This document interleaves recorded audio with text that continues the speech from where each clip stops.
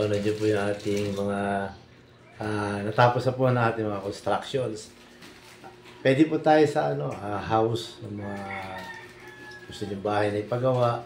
Sa fence po, sa bakod, sa tulay na maliit yan, pwede po tayo dyan. Sa bakod, sa tulay, sa warehouse, apartment, residential, commercial po, pwede po tayo dyan. Yan. Mga Kamanok Pinas, sa kalsada, sa drainage, pwede po tayo. Sa mga kaibigan natin, sa mga subscribers, sa mga FW, at sa mga silent viewers natin, message nyo lang po ako kapag meron po kayong gustong ipagawa sa construction. Salamat po. Update po natin yung ating mga manokis kasi pumapasok na po tayo sa trabaho. Si Mrs. po ang nagpapakain. No? Ayan, tara, samahan nyo kami. Komodo Peruvian. 3 years old. 3 years mahigit. Oh. Ayan. Green legs. Peruvian po to pero 3 kilo po ito pero magaling po ito lumaban. Lalaban natin ito sa katapusan. Sa 2 hits. Ayan, mga Kamanok Pinas, no? Papasok tayo sa trabaho.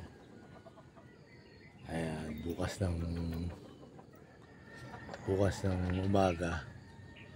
Si Mrs. naman ang magpaalaga ng ating mga manokis. O konti na lang po yung ating mga manokis. At tayo maglalaylo po muna. May trabaho po tayo ngayon. No? Mga Kamanok Pinas, wala na po tayong ibang manok dito, sa atin na lang po ito. Konti na po, update lang po natin yung breeding natin yan.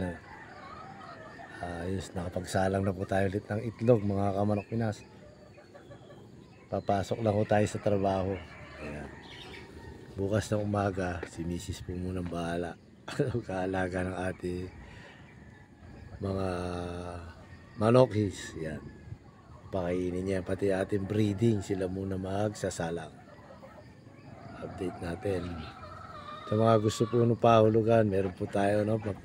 Pagpisa nito halos siguro, more or less po siguro mga 120 po ang mapapapisa natin yan, 120. McLean, Red Kelso natin, yung 4 times winner natin. Yung sweater natin 2 times winner, yung red gray, super gray natin na 3 times winner. Tapos yung mga inahin natin galing kay B-Boy, kay Doc Magtibay. Yun po yung ating mga gamit. At yung personal natin gray. Ayan. Araw bukas si Mrs. na magpapakain. Siya na bahala. Update lang po tayo ngayon.